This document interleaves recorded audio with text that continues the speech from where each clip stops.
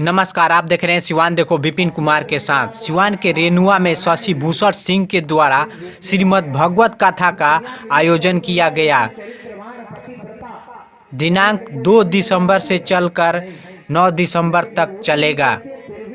इस भगवत कथा वाचक श्री हरिंदर जी महाराज जी हैं, अयोध्या मंडली के। यह श्रीमद् भगवत कथा रोजाना 3 बजे से लेकर शाम के 6 बजे तक किया जाता है। जानते तो थे ही कि ये क्यों आए हैं, लेकिन फिर भी सम्राट मनु से करदम जी महाराज ने पूछ लिया, महाराज आपके आगमन का कारण क्या है? करदम जी महाराज से सम्राट मनु ने कहा, महाराज अभी परसों के दिन से नारद जी महाराज हमारे घर गए थे और उन्होंने आपके गुणगणों की इतनी महिमा गाई कि हमारी जो मध्यम पुत्री देवहूति है वो आपके गुण पर रीझ गई है और वो आपसे ही विवाह करना चाहती है। करदम जी कुछ नहीं बोले। मनु जी ने सोचा कहीं बाबा मना ना कर दे। मनु जी ने कहा, देखो भाई, आप नैष्ठिक ब्रह्मचारी हो, मुझे मालूम है कि आप विवाह जरूर करोगे, इसलिए मना मत करना। करदम जी ने कहा, मना तो नहीं कर रहा हूं, लेकिन एक शर्त है। क्या? बोले, मैं एक संतान होते ही भगवान का भजन करने के लिए वन में चला जाऊंगा। यदि ये शर्त आपको मंजूर हो तो आप अपनी बेटी का विवाह मेरे साथ करो। देवहूति जी की तरफ देख करके करदम जी ने पूछा, देखो भी, अभी विवाह हुआ नहीं है और ये बाबा बनने की बात पहले से ही कर रहे हैं। हम तो कहते हैं अभी भी लौट चलो, समय है, किसी सुंदर राजकुमार से तुम्हारा विवाह करा देंगे। लेकिन धन्य है देवहूति जी, तुरंत स्वीकृति में सिर हिलाया और कहा, पिताजी मुझे ये शर्त मंजूर है। अब देवहूति जी ने स्वीकृति में सिर हिलाया तो फिर बड़े धूमधाम से जंगल में मंगल देवहूति जी का करदम जी के साथ में पाणी ग्रहण संस्कार संपन्न हुआ। बोलिए देवहूति करदम विवाह की। यहाँ पर करदम जी महाराज ने अपनी पुत्री देवहूति को बड़ा सुंदर उपदेश दिया और करदम जी के चरणों में समर्पित करके मनु जी महाराज चले गए। करदम जी ने सोचा, भगवत कृपा से मेरा इतना दिव्य विवाह हुआ है तो कम से कम भगवान को धन्यवाद दे दे। भगवान को धन्यवाद देने के लिए ध्यान लगाया तो समाधि लग गई। अब बाबा की समाधि लग जाए तो जल्दी खुले नहीं, वर्षों समाधि लगी रही। लेकिन देवहूति जी उसी प्रक्रिया से करदम जी की सेवा करने में लगी रही। वर्षों बाद जब समाधि खुली तो करदम जी ने देखा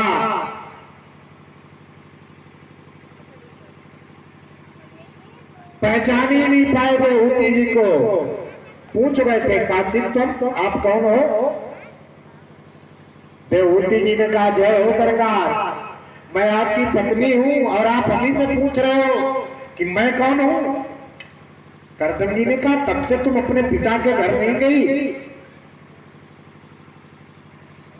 देवहूति जी ने कहा, महाराज मेरे पिता ने स्वयं कहा है कि बिना पति की आज्ञा के तुम पिता के घर भी मत जाना, क्योंकि पत्नी को पति की आज्ञा के बगैर कहीं जाने का विधान शास्त्रों में नहीं। आप सप्तांजलि के वचनों को यदि बढ़िया से श्रवण करेंगे तो उसमें भी यही पता चलता है।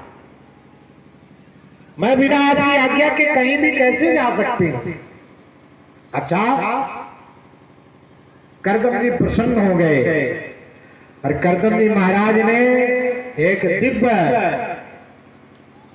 रूप से विमान प्रकट किया जिसका नाम पड़ा कामद विमान।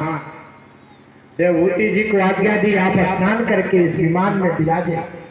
और जैसे ही देवहूति जी सरोवर में स्नान करने के लिए प्रविष्ट हुई तो डुबकी लगाते ही 10 कन्या 1000 कन्याएं प्रकट हो गई। और प्रकट होकर के सबने मलमल के उपटन लगा करके देवहूति जी का सुंदर स्नान कराया, संवार करके सजा करके श्रृंगार करके करदम जी के साथ में कामद विमान में प्रविष्ट कराया। और कामद विमान में विचरण करते हुए श्री देवहूति जी ने करदम जी के द्वारा 9 पुत्रियों को जन्म दिया।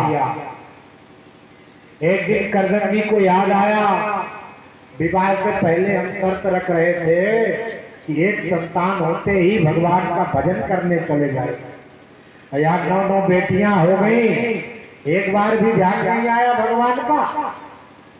देवहूति जी से बोले शर्त याद करो, अपना तो बाबा जी बन के भगवान का भजन करने चला। देवहूति जी ने कहा महाराज ये तो बेटियां हैं और शादी विवाह के बाद सब अपने अपने घर चली जाएंगी, फिर मैं किसके साथ रहूंगी? अरे कुछ तो मेरा ख्याल रखिए, कम से कम एक बेटा तो होना चाहिए। करदम जी को याद आ गया, भगवान ने भी तो कहा था कि हम आपके घर बेटा बनकर के आएंगे, और जब भगवान हमारे घर बेटा बनकर के आ रहे हैं तो फिर हम वन में क्या करने जाएंगे? इसलिए देवहूति जी के साथ ही भगवान का इंतजार करने लगे। कालांतर में भगवान नारायण स्वयं देवहूति जी के यहाँ कपिल रूप में अवतरित हुए। बोलिए कपिल देव भगवान की। कपिल जी का जन्म हुआ तो सभी देवता महात्मा दर्शन करने के लिए आए। और जब दर्शन करके जाने लगे क्योंकि देवताओं में ब्रह्मा जी भी आए अपने 9 मानस पुत्रों को लेकर। 9 मानस पुत्र कौन? जो पहली बार के 10 पुत्र थे तो 10 में एक नारद जी परम भुमक्कड़ कहीं घूमने चले गए। बचे कितने? 9। तो 9 पुत्रों को लेकर के ब्रह्मा जी आए और जब दर्शन करके जाने लगे तो करदम जी ने ब्रह्मा जी से कहा महाराज आपके साथ में 9 बेटे और हमारे घर में 9 बेटे, आप स्वीकृति दे दो तो जोड़ा बहुत सुंदर बनेगा। ब्रह्मा जी ने कहा शुभ शीघ्र, शुभ काम में देरी किस बात की? और ब्रह्मा जी की स्वीकृति मिली तो 9 बेटों के साथ में 9 बेटियों का पाणी ग्रहण संस्कार संपन्न हो गया। अब किसके साथ किसका विवाह हुआ ये भी मैं आपको बता दे रहा हूं, आप लोग ध्यान से सुनिए। मरीचि जी के साथ में करदम जी की पुत्री कला का विवाह हुआ। अत्रि जी के साथ में अनुसुईया जी का विवाह हुआ। अंगिरा ऋषि के साथ में श्रद्धा का विवाह हुआ। पुलस्त जी के साथ में हविर्भू का विवाह हुआ। तुला जी के साथ में गति का विवाह हुआ। क्रतु के साथ में क्रिया का विवाह हुआ। भृगु के साथ में ख्याति का विवाह हुआ। और वशिष्ठ जी के साथ में, वशिष्ठ जी की पत्नी का नाम तो आप लोग जानते होंगे ना, क्या नाम है? अरुंधति जी।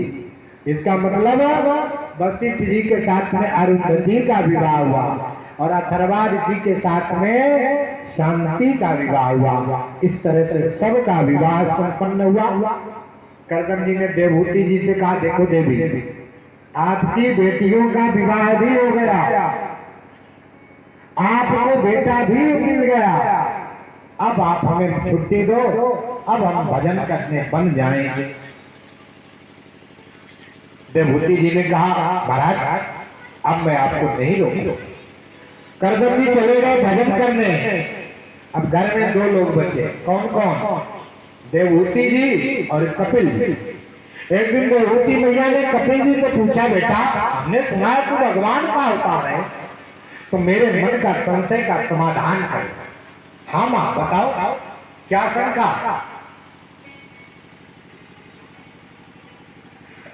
देवहूति जी ने बड़ा सुंदर प्रश्न यहाँ पर किया। निर्विघ्ना नितरां भुवन सदिन्द्रिय तर्पणा जैन संभाव्य माने न प्रपन्नांध महाप्रभु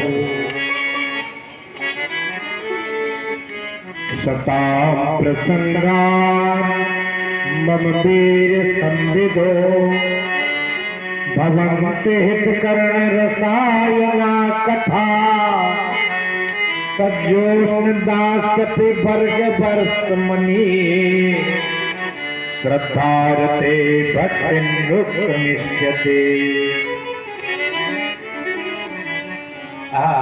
देवहूति जी ने पूछा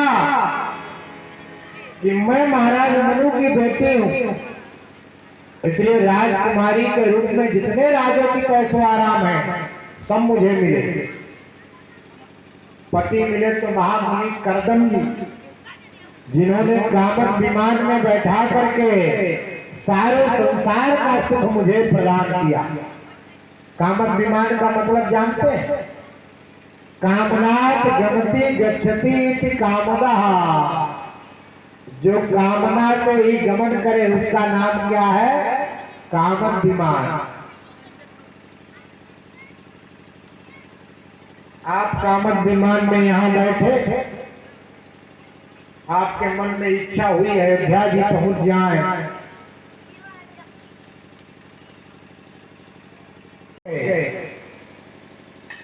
और पुत्र मिला तो साक्षात नारायण ही कपिल रूप में आ गया।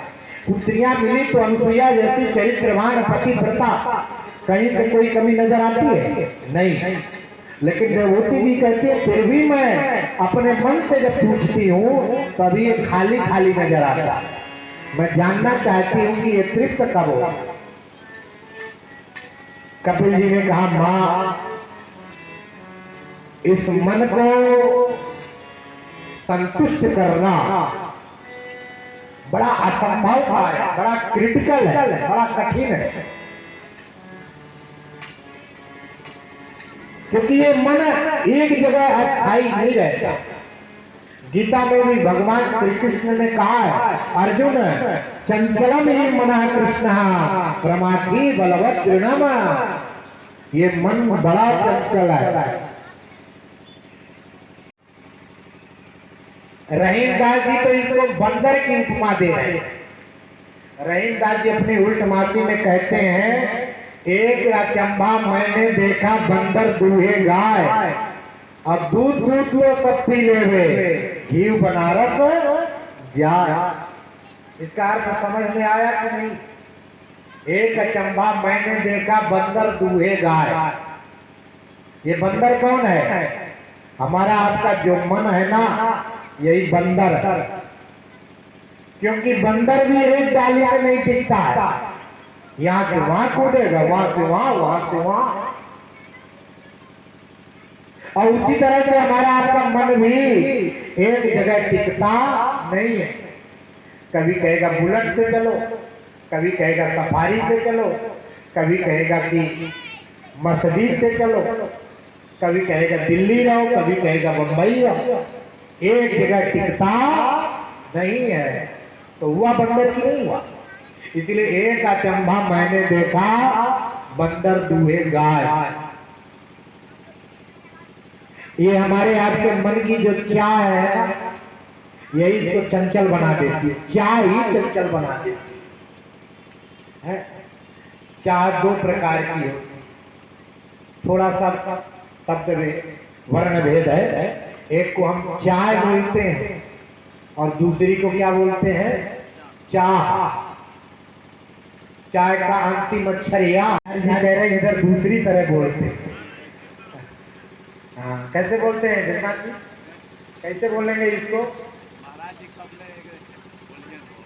महाराज जी कबले बोली है हो, ऐसे है ना। थोड़ा थोड़ा सीखना चाहिए भोजपुरी भी ना। तो वही चीज मतलब है, थोड़ा सा भी लेट होता है तो लोग सोचने लगते हैं बहुत हो गया, भजन में आलस आने लगता है।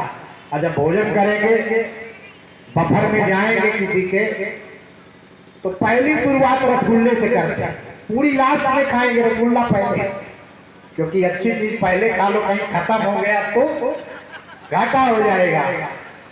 वही कबीर जी लिख रहे कि कबीरा मने लालची समझे नहीं गवार, अब भजन करन को आलती भोजन को होशियार। श्री कबीर जी ने कहा देवती जी से, माँ इस मन का पेट बहुत बड़ा बड़ा है, और ये जिसको संतुष्ट करना है तो एक काम करो, क्या बोले इसमें भगवान को भर दो, क्योंकि भगवान से बड़ा भी दुनिया में कोई नहीं है। और जब भगवान को अपने मन में भर दोगे ना, तो फिर ये मन तृप्त हो जाएगा, ये मन संतुष्ट हो जाएगा। इसकी मन की गति भगवान से जुड़ करके महाराज अपने स्वरूप को प्राप्त कर ले। जो बड़ी पुत्री आकृति भी है मनु जी की, इनका विवाह ऋषि प्रजापति के साथ में हुआ, पुत्रिका धर्म की शर्त पर, पुत्रिका धर्म के आश्रय पर। मतलब इनसे जो पुत्र होगा वो पुत्र मैं ले लूंगा, लेकिन